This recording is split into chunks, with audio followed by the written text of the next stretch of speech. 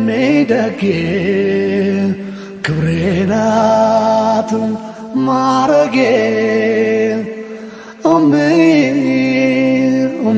ሽታ አንቺ ያላህ ስጦታ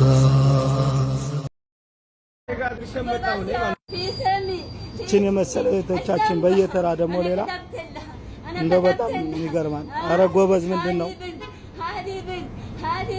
እችን የምታውቁ ቤተሰቡ ያመጣችሁ ደግሞ ያመጣችሁ ቤተሰቦቿ ካላችሁ እስቲ حبشة أنا سويتها من أرض حبشة من السعودي إذا ما بدك القانون تمشي زي سعودي السلام عليكم ورحمة الله وبركاته دنا የተከበራችሁ የፎዚ ቤተሰቦች ሰላም ብያለሁ። ቤተሰቦች በያላችሁበት የዓለም ዳርቻ ሰላማችሁ ይብዛልኝ ኢንሻአላህ። ዛሬም ደግሞ ያው በሌላ ወይም ደግሞ በአዲስ ቪዲዮ መጥቻለሁ።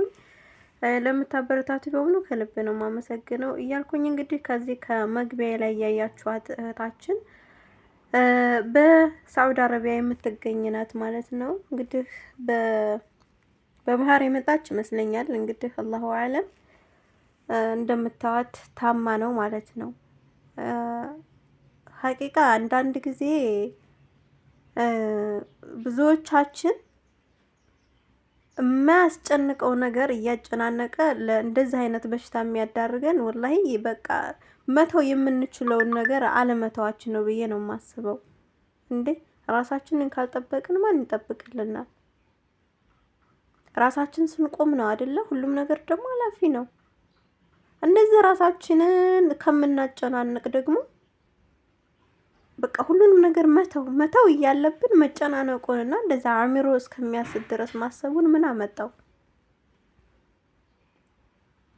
በጣም ያሳዝናል ወላሂ። እንደው በስደት ላይ የምናየው የምንሰማው ነገር በጣም ይከብዳል፣ በጣም ያሳዝናል ወላሂ። ሳይቸግር አንዳንዶችማ እኮ ሳይቸግራቸው በቃ ድልቅቅ ሙልቅቅ ብለው እየኖሩ በራሱ ስደትን የሚመኙ አሉ። ስደት ላይ ደግሞ ብዙ ነገር አለ። ብዙ ነገሮችን እያየን ብዙ ነገሮችን እየሰማን ብዙ ነገሮችን እየደረሰብን ነው። ግን ያኔ ያልደረሰበት ሰው አያውቀውምና ቅድሚያ ግን ለራስ ጊዜ መስጠት፣ ራስን መጠበቅ። ራሳችን ሰላም ካልሆን እኮ ለማንም እኮ መትረፍ አንችልም ሐቂቃ ማለት ነው። እንደ እህቶች ራሳችንን መጠበቅ አለብን። እስከዚህ ድረስ ለምንድን ነው? እስኪ አሁን ደግሞ አንድ ያለች እቺ እንኳን ወላሂ የራሴ ሰጋዬ ናት። የሚገርማችሁ ነገር በቃ አብረን ያደግነው። በዛ ላይ ለእናቷ አንድ ፍሬ ልጅ ናት። እናቷ እሷን ወልዳ ሌላ ልጅ የላትም። አባቷ ግን ከሌላ ልጆች አሉት። ግን ስታድግ አባቷ ያኔ ሳውዲ አረቢያ ነበረና እናቷ የኔ ናት፣ የአባቴ አክስቱ ልጅ ናት። ወላሂ ነው የምላችሁ ድልት ብሏት በቃ ድልቅቅ ብላ ነው ያደገችው። አንድ ፍሬ ልጅ ናት። በዛ ላይ አባቷ ሳውዲ ነው፣ እናቷም አንድ ስለሆነች ልጇ በቃ እንደፈለገችው ነው ያደገችው። ዛሬ ላይ ግን እንደዚህ በስደት ላይ እንደዚህ በስቁልቁል ብላ እንደዚህ እያለቀሰች ሳያት ወላሂ ነው የምላችሁ የምን ያክል አንጀቴን እንደምትበላኝ የምን ያክል እንደምታሳዝነኝ።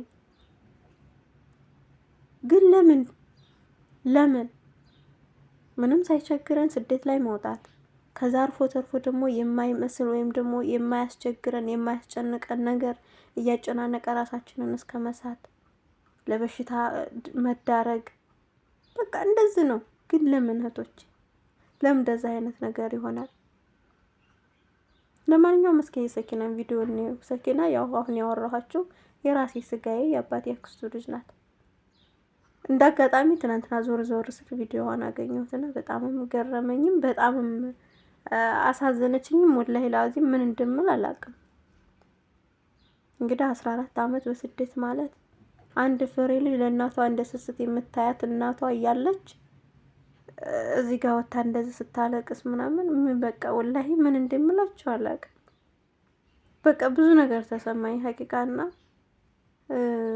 ራስን መጠበቅ ግድ ነው። ከታመምን በኋላ ወደዚህ ማለት የምር ከባድ እኮ ነው። ስደት ላይ ሰው እንደዚህ ተለምኖ ታውቋቸዋላችሁ ወይ ተብሎ እስኪ አስቡት። ዘመድ ቤተሰብ ስንት ቤተሰብ እያለ ታውቃታላችሁ ወይ? ይቺ ልጅ ታውቋታላችሁ እየተባለ እንደዚህ ሚዲያ ላይ ራሱ እንደዚህ መውጣቱ አስቡት።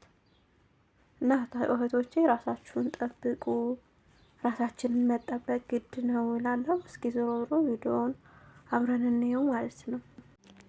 እና ማሮቼ ይህን ይመስላል ማለት ነው። ቪዲዮውን ሳይለንት አረኩት፣ ኮፒራይት ያዘኝ።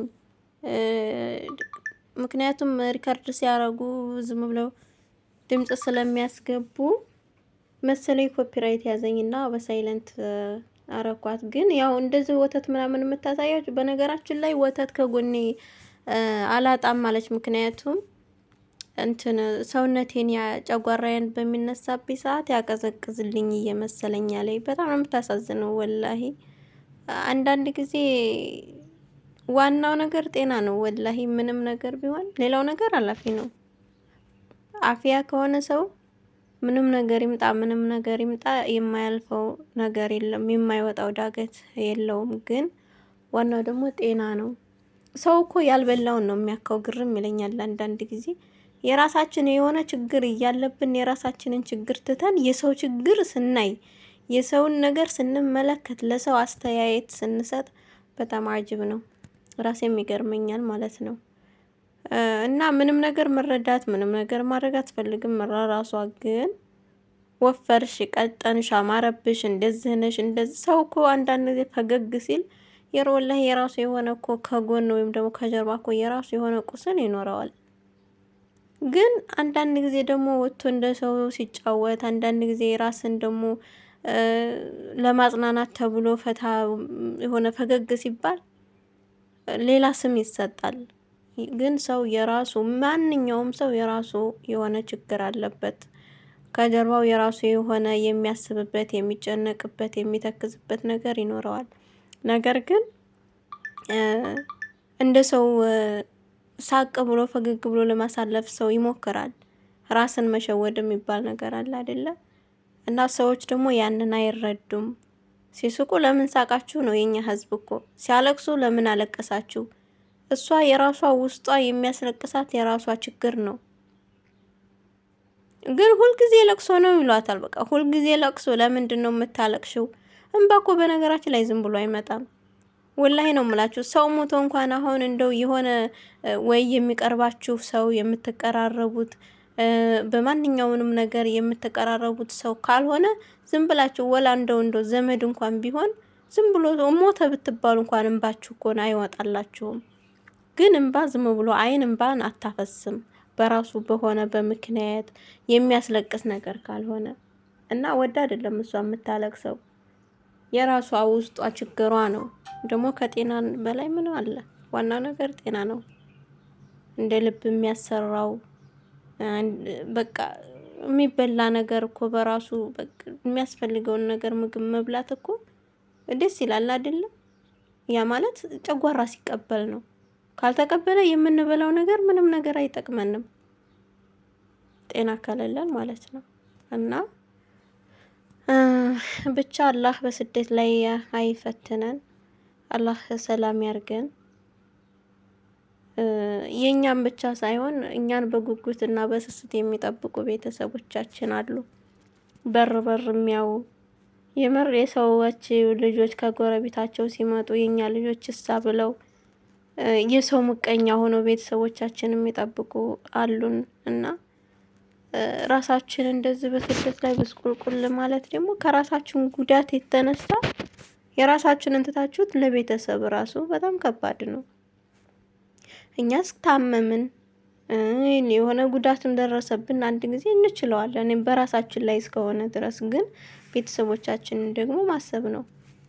በእኛ ምን እንዴት ነው ልባቸው የሚሰበረው? እኛ ስንስቅ፣ እኛ ስንደሰት፣ እኛ ደግሞ ተለውጠን ሲያዩ ነው እነሱም ደስ የሚላቸው። እኛ ተክዘን ሲያዩ ግን የእነሱም ልብ ይሰበራል ማለት ነው። እና አንዳንድ ጊዜ ምንም ነገር ሳይቸግረን ከሀገር የምንወጣም አለን፣ ተቸግረንም የምንወጣ አለን። ቢያንስ የሆነ መቋቋሚያ ነገር እንኳን አይዟችሁ ባይ እንኳን ያለው ሰው በቃ አለ አይደለ?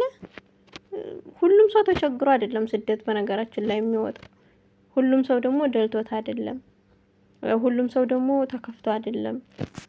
ሁሉም የራሱ የሆነ ምክንያት አለውና ብቻ እንግዲህ አላህ እሷንም ይጠብቃት እኛንም ይጠብቀን። በዛ ላይ ራሳችሁን ጠብቁ ነው የምለው። ስደት ላይ መጥፎ ነገር ማለት በተለይ ሰው ለሌለው ሰው ወላሂ ከባድ ነው። ሰው ያለው ሰው እንኳን በምንም በሐኪም ቤትም ወስዶ በገንዘብም ረድቶ በዛም ብሎ ሰው ከሰው ነው። ሰው የሌለው ሰው ግን በጣም ፈተና ነው። እንኳን አይደለም ታሞ ባይታመም እንኳን ስራ ፈቶ እንኳን መቀመጥ በራሱ በጣም ከባድ ነው። ቤት ውስጥ አስባችሁታል? ሰው እየታመመ ሆስፒታል እየተመላለሰ ሰው ከሌለው ገንዘብ ከሌለው ምን ያክል ስሜት እንደሚሰማ። እንደ ቤቶቻችን እኮ ራስን ማጥፋት ድረስ የሚሄዱት እኮ በዚህም ሊሆን ይችላል። ለምን ይከፋል? ስደት ላይ የምታዋዩት ሰው ከሌላችሁ፣ የራሳችሁ የሆነ ገንዘብ ከሌላችሁ፣ በቃ አብሽራ ይዟችሁ የሚላችሁ ሰው ከሌለ በጣም ከባድ ነው ማለት ነው። እና ለዚህ ደግሞ ራስን መጠበቅ ግድ ነው። ራሳችንን ከአላህ በታች ራስን መጠበቅ፣ ለራሳችን መስጠት ያለብን ነገር ዱንያ ናት እኮ የምር ዱንያ ናት። ምንም ነገር ቢሆን አብሮን የሚሄድ ነገር አብሮን የሚቀበር ነገር የለም። ለራሳችን ካልሆነ ለምን አባቱ ጥንቅር አይልም? አንድ 100 ዓመት ልንቀመጥ ነው ወይስ ስንት ዓመት ልንኖርበት ነው? መቼ ትንጣ ሞት አትታወቅም። እና እዛ ድረስ በቀፋል ማለት ፈሽ ብሎ መኖር። ለምን ራስን ከተጠበቀ ጤና እኮ በራሱ እኮ ከራስ አለመጠበቅ እኮ የተነሳ ይመጣል። ይሄንን ግን እኛ እንገነዘበውም። ይችን ለዛ አርኪያት ይችን በዛ አርኪያት ይችን በዛ አርገን ነው የምናስበውና ያን ነገርም ደግሞ እኛ ደህና ስንሆን እኛ ሰላም ስንሆን ነው ሁሉንም ነገር ማሳካት የምንችለው። ወላሂ ለቤተሰብ ራሱ የምንሆነው ራሳችን ደህና ስንሆን ነው። ራሳችንን ጥለን ለሰው ሆናለሁ ለሰው እንደዛ አረጋለሁ ማለት ይሄ ምን ማለት ነው? ይሄ ከአስተሳሰብ ጉድለት ነው ብዬ አስባለሁኝ። እንግዲህ የዛሬው ቪዲዮ ይሄን ይመስላል ማለት ነው።